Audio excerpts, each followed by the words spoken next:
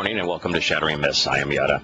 Each weekday here on GCN, we strive to expose the destructive and often deadly myths which are associated with religion and politics, with patriotism and the media, with military and economic schemes. Instead of merely presenting the news, our mission is to understand what is actually occurring while predicting how these events are going to shape our world over the next 10, 15, and 20 years. Then during our second hour, we're going to engage God on His terms, through evidence and reason, since His is the only reliable and credible voice in an exceedingly disingenuous world. Our phone number, if you'd like to participate in this discussion, it's toll-free. Your views are always welcome. It is 877-300-7645. We have for many days now been covering the story of Snowden's release of the court order to force Verizon to turn over information regarding tens of millions of cell phone users, all of which were Americans in the United States. They were required by a secret court under this court order to reveal the time and place of every phone call, in addition to the duration of the phone call and with whom the call had transpired between. So that if you used a cell phone, you called someone, who you are, who you called, where you called them, where the other party was, and how long you talked was all required to be given to the federal government through its NSA. Now, that is stunningly unconstitutional as it relates to the Fourth Amendment and search and seizure without probable cause. And yet the very heads of these agencies, as well as the senators, congressmen, and elected officials in the administration who signed off on this program and who had sworn to uphold the Constitution, somehow have not been willing to acknowledge the reality, and it's undeniable, black and white, that they have violated their oath to uphold the Constitution, that this program is in direct violation of it. And most Americans don't seem to care. It is an extraordinarily serious matter. Now, as for Snowden, the man who, 30 years old, released this information, all he really did is provide a document. It's a document that three other individuals who had worked for the NSA and CIA for years sought but could never access. But three individuals, starting 5 years ago, warned anyone who would listen, senators, congressmen, administration officials, their supervisors, and ultimately the media, that something had gone awry in Washington, and that Washington was no longer viewing the enemy as China or Russia. It wasn't spying on them per se. It was building elaborate intelligence and spying networks to spy on average Americans. The enemy in this war that government was fighting had changed. And they thought that was grotesquely inappropriate, that kind of tactic is the tactic that was deployed by the Gestapo in Nazi Germany. It's the tactic that's deployed in most Muslim countries with their religious police, particularly in Egypt and Saudi Arabia, where nothing is private and people are accused based upon violations of their privacy and twisted uses of information. It is precisely what the NSA with the support of Congress and the administration, 2 administrations now, were attempting to accomplish. Now, the only thing that was revealed, however, was new information, because it has long been known publicly that the United States had the NSAs whose specific purpose was to listen into electronic communications. Whether those electronic communications were keystrokes on the internet or conversations on the cellular or standard telephones or even satellite phones, that had been their purpose. And when an NSA plane would be forced down, say the one in China, the media was briefed. Yeah, that's what we're doing. When the United States government would hold press conferences and talk about the potential for a terrorist attack, they would talk about our collection of this data. So it's been known for a very long time that America did this. The perpetrators of 9/11, the fundamentalist Muslims who perpetrated 9/11, knew this going back all the way to that time. This isn't something that was new, that was created post 9/11, although it was intensified. They didn't communicate typically by cell phone or satellite phone or on the internet. They used couriers, and to this day, they only use couriers, handwritten notes. So Snowden's release of information, which was only the one document, the secret court order compelling Verizon to supply data on tens of millions of Americans to the federal government, that didn't change the ability of fundamentalist Islamic terrorist organizations to operate one iota. They'd been operating with that knowledge for over a decade.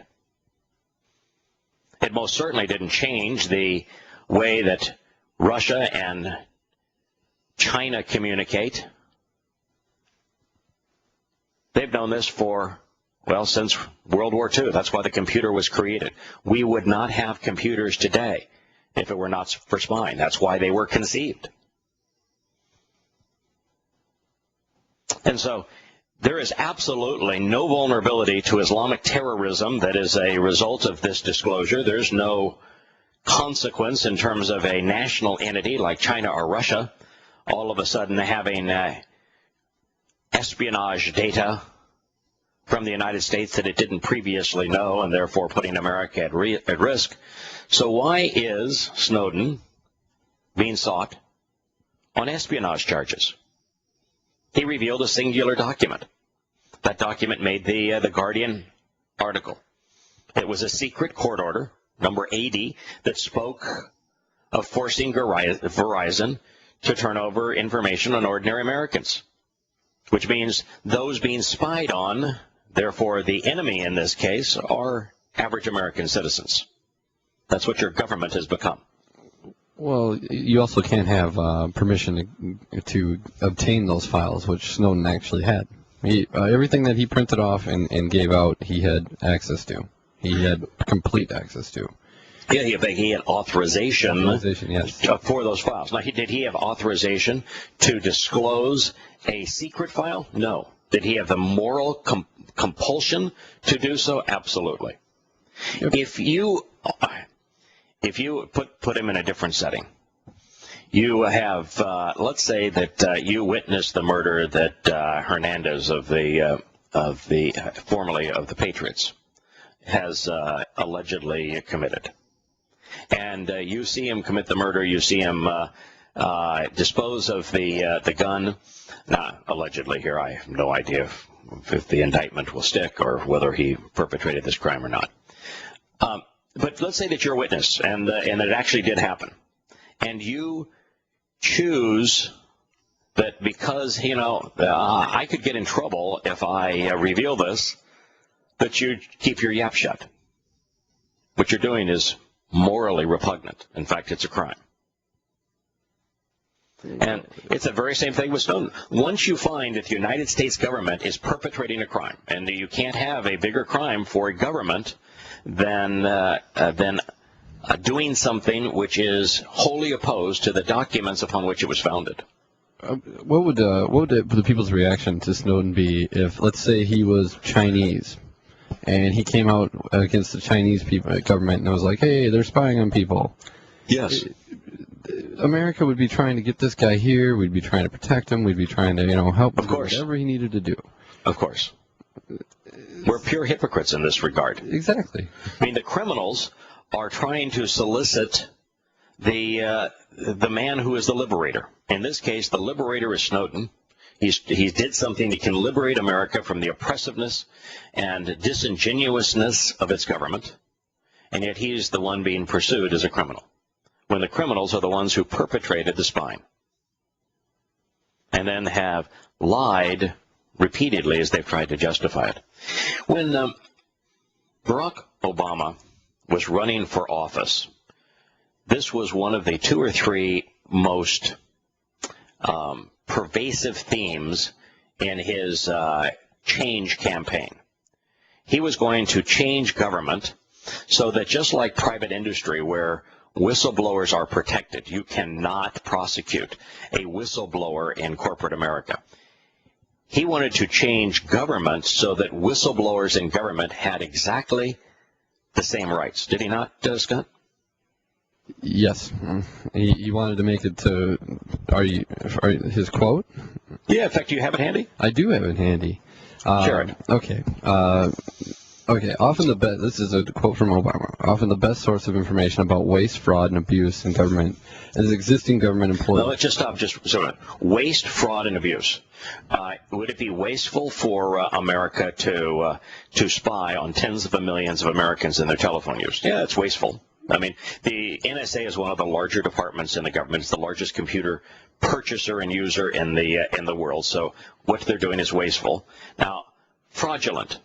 Fraud would be doing something that is illegal and then deceiving people about doing so. And so probably nothing could be more fraudulent than what America was doing, both with PRISM and with the wiretap. And then abusive. Well, this is a poster child for abuse of power. So all 3 of those things fit what Snowden did like a glove. We'll return with Mr. Obama's pre-election quote in a moment.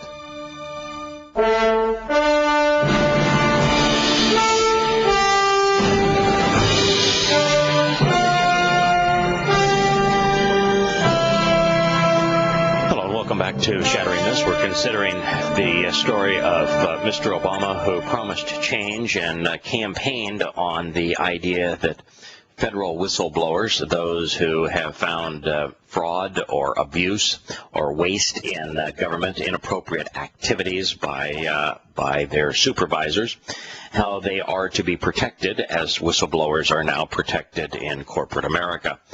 And so he said this is what he was going to do, and he actually did pass legislation, did he not, Scott? Yes, he passed in 2009. They passed the Whistleblower Protection Enhancement Act, which is meant to include, here, I'll give you the, among the key reforms, federal employees are now protected, in addition to already existing scenarios from reprisal if they are not the first person to disclose misconduct to coworkers or supervisors, disclose the consequences of a policy decision, or blow the whistle while carrying out their job duties.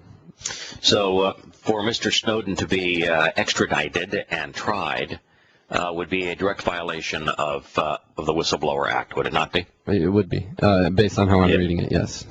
Yeah, what he did was absolutely the poster child for why the act was written. Did Mr. Obama say anything else in his campaign rhetoric regarding whistleblowers that might be interesting for our listeners to hear? I'll give you the full quote. Often the best source of information about waste, fraud, and abuse in government is an existing government employee committed to public integrity and willing to speak out.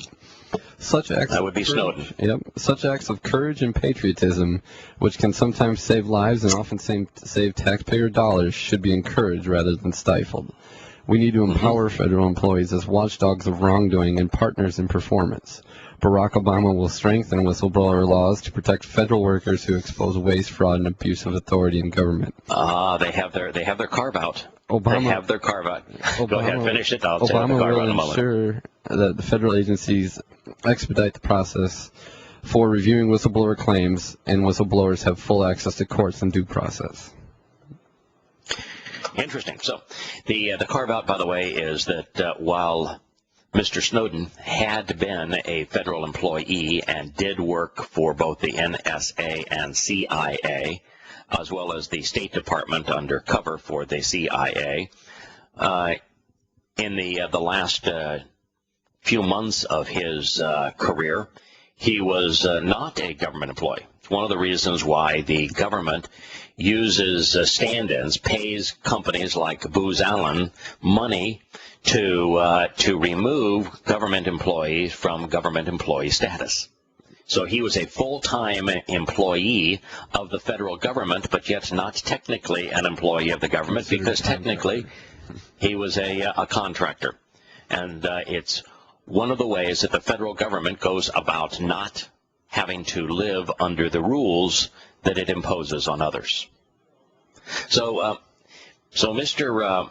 Obama, the campaign Obama that you were reading from a comment on his website as he was campaigning for presidency, did he do that? Was he the kind of guy that when disclosures were made about malfeasance in the U.S. government, did he protect those whistleblowers and make certain that they were properly dealt with for revealing the truth about malfeasance in government, or was he exactly the opposite of what he said he was going to be? Based on his track record, he's the exact opposite. The Espionage Act alone was signed in 1917, and up until the entire time, up until Obama took office, only 3 people had ever been charged in the Espionage Act. So 1917, we're dealing with World War I, where we're dealing with World War II,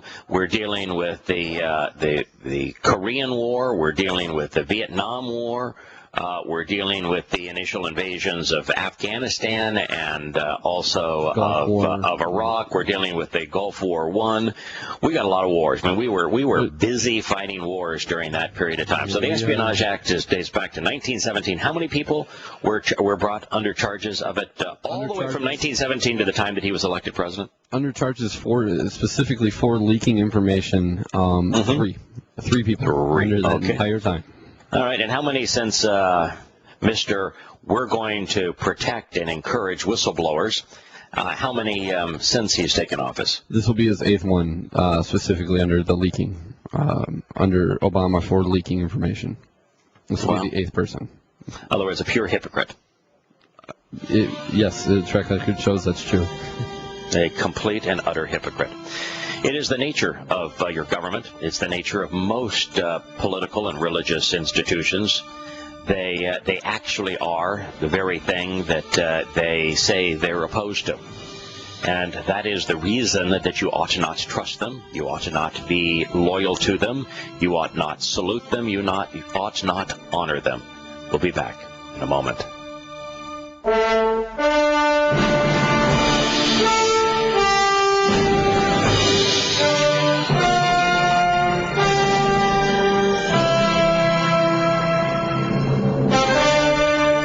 We're talking about whistleblowers as they are defined by the U.S. government. There was an act passed by the U.S. government specifically designed to protect whistleblowers in the federal government.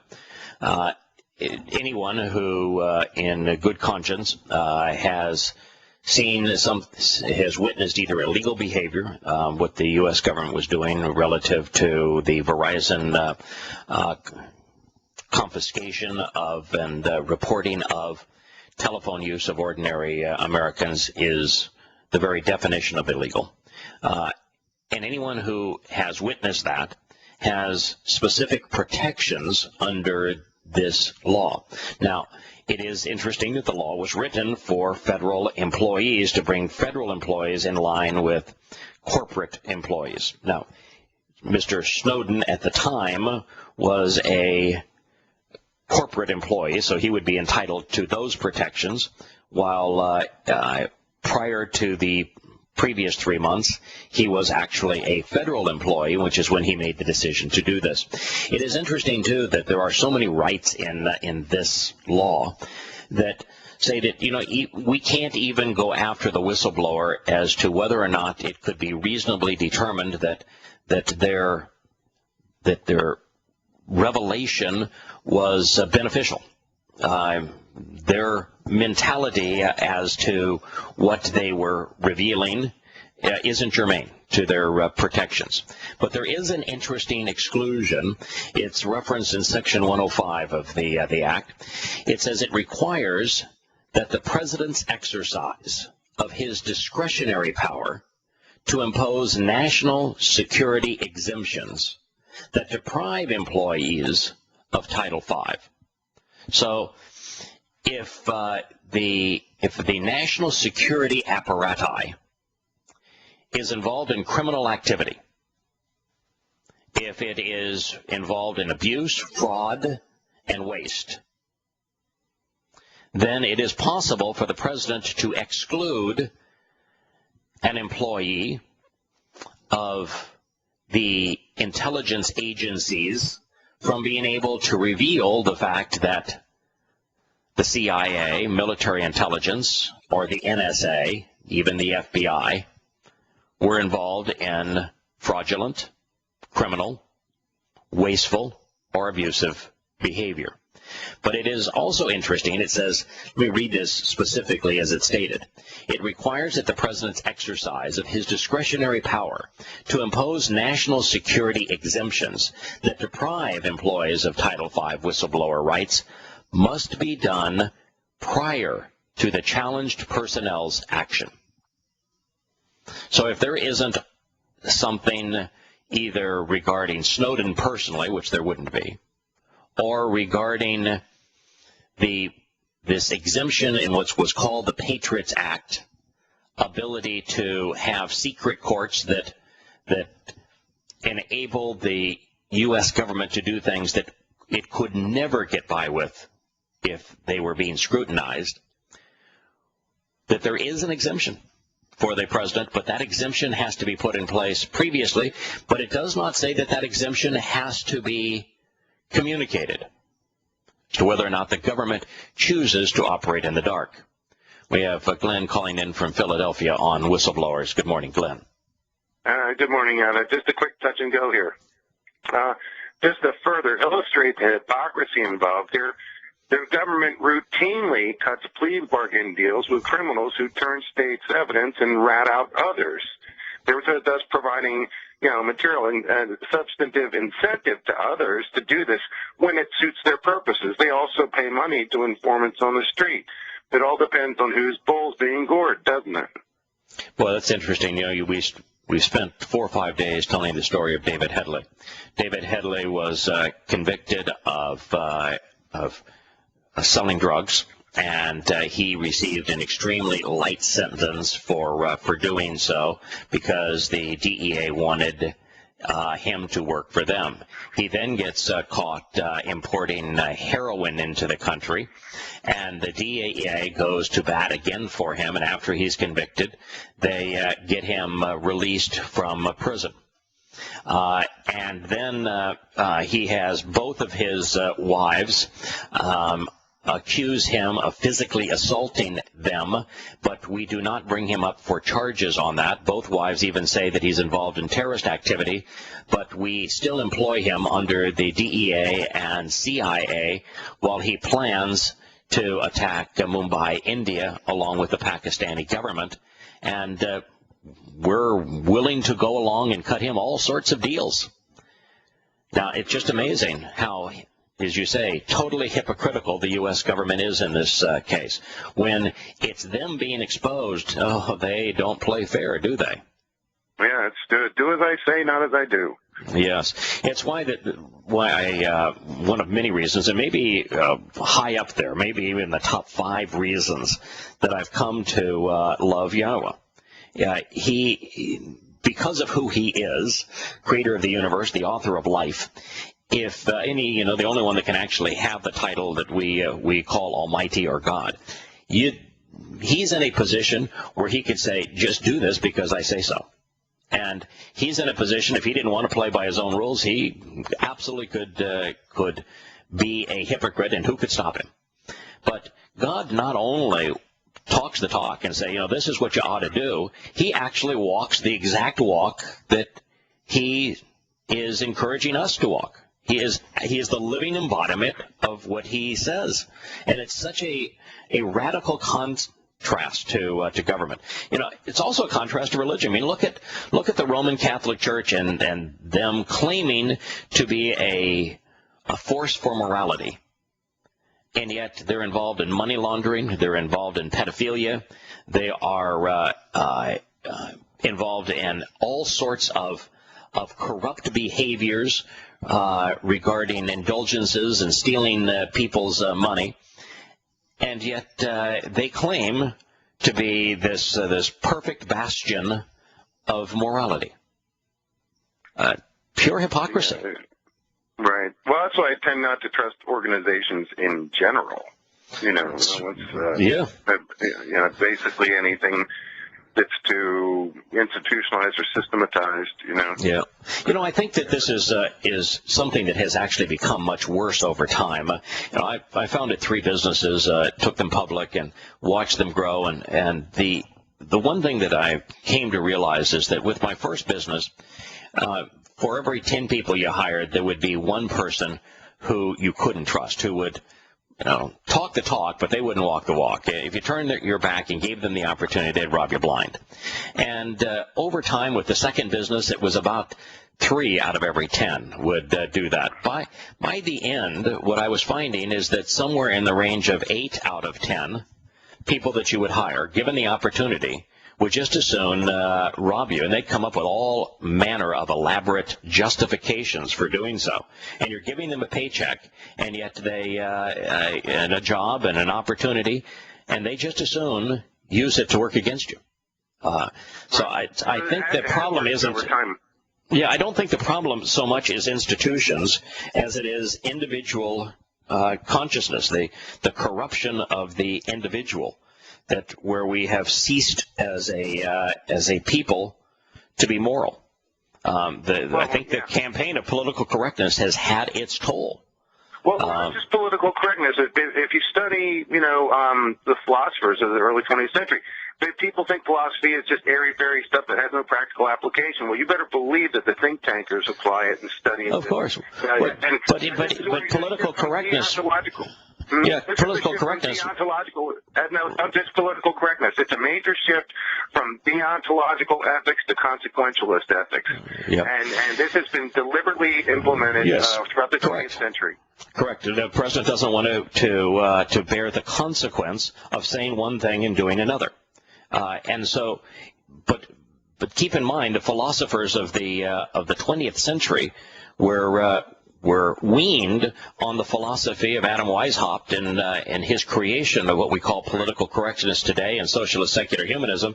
That was towards the end of the 18th century. It was done coterminous with the birth of America. And so we see that all of that has had a consequence. That's not to say that mankind was previously moral. It's just to say that our capacity to be moral, to be just, to be civil, has deteriorated over time, and that in all likelihood it is by design. Well, yeah, the inculcation of the notion that the ends justify the means. Yeah, Mr. Machiavelli. Right, yeah, Mr. Right. So we have basically translates in the common vernacular into lying is okay. Yeah, absolutely. Glenn, thank you for the input. I've got to go to Jason at this point, and Jason, I don't know if you've ever read The Prince by Machiavelli, but Machiavelli, who didn't actually say the ends justify the means, but wrote a chapter based upon promoting the essence of that concept. that he was actually writing the book to advise popes how to exert a political power. And so that was the purpose of the prince, was to enable those that he was close to first be able to claim religious power, and then teach them how they could exert political power. And what you see in the prince is not only that the ends justify the means, but that being duplicitous, saying one thing and doing another, being resolute in your rhetoric for good, just kind of like conservative Republican candidates, right? They will say things that sound great. I could identify with much of the rhetoric of conservative Republicans. It's just that they don't themselves uphold any of it. There you go, bingo. Hope and change, hope and change. Well, folks, we got that, didn't we? What's funny, too, is that if you look back at the last some 20 presidential elections, change has been the primary theme of every one of those elections, including the elections run by incumbents on both sides of the aisle. Absolutely. And it's just this whole, the whole secular humanist, politically correct pablum poison is what they've been feeding us. And now we're at the point now, the reason I called you, Yad, and bless you, the reason I called you is because I wanted to ask you, how does it feel to live in modern-day Sodom, brother? Yeah, it's the old line from Christian preachers has been for a long time. If God doesn't judge America, then He owes Sodom an apology. It is kind of a funny line, but the reality is that God does not judge nations that don't have a direct influence on Yisrael. All of His judgment pertains to one's attack on Him or attack on Yisrael. We'll be back in a moment.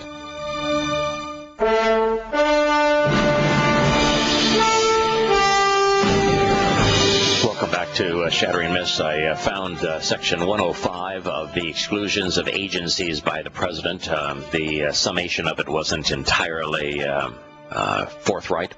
What this section says is, in fact, it reads, this section amends 5 U.S.C. by adding the ODNI and the National Reconnaissance Office to the list of intelligence community entities excluded from WPA coverage.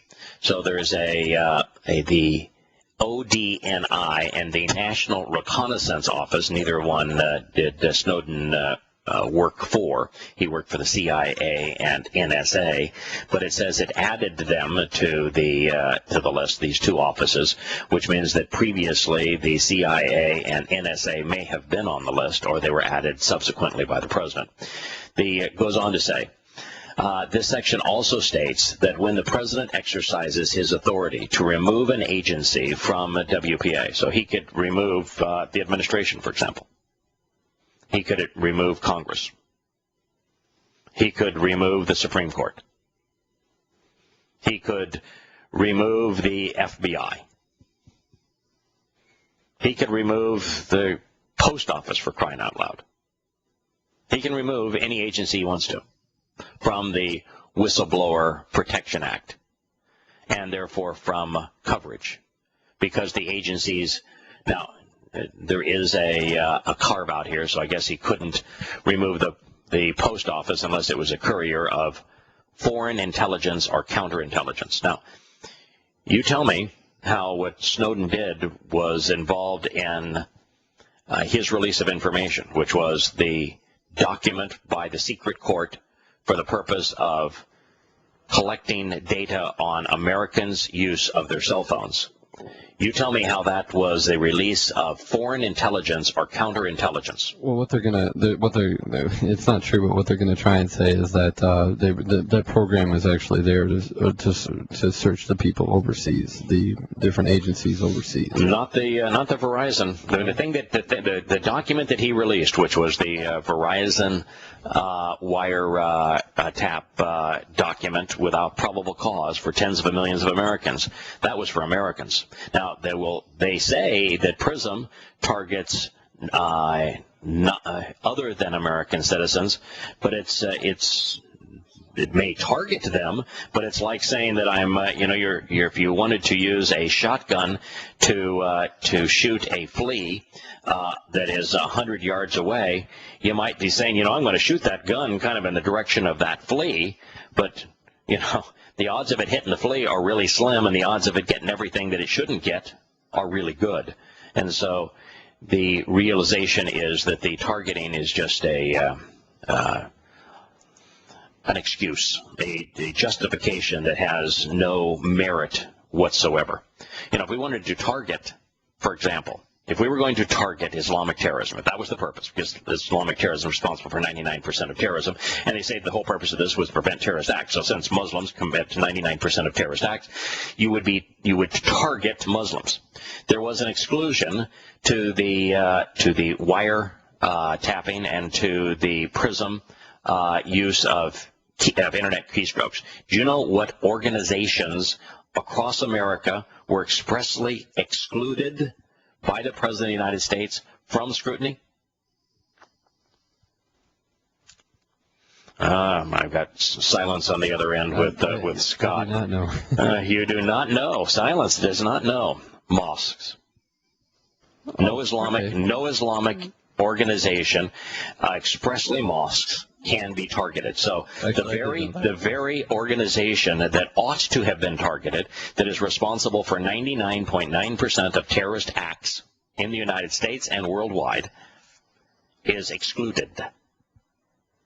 And the only way to conduct surveillance of a mosque or an Islamic agency is to appeal to the administration, and there is a committee amongst the administration that you must appeal to specifically to get permission to do any intelligence targeting of a mosque or Islamic organization. So this notion of targeting is pure rubbish. As a matter of fact, even the FBI training materials now on terrorism specifically exclude any mention of Islam. It's just how far we have gone down the rabbit hole of make-believe is, I guess it's the kind of same rabbit hole we went down to make business and corporations our enemy when they are the lone producer of value in this country. And yet we have decided to make them our enemy, and in the process we have destroyed our economy and racked up $17 trillion of tangible debt and obligations of another $40 trillion on Ponzi schemes beyond that. That's why we're in such a mess.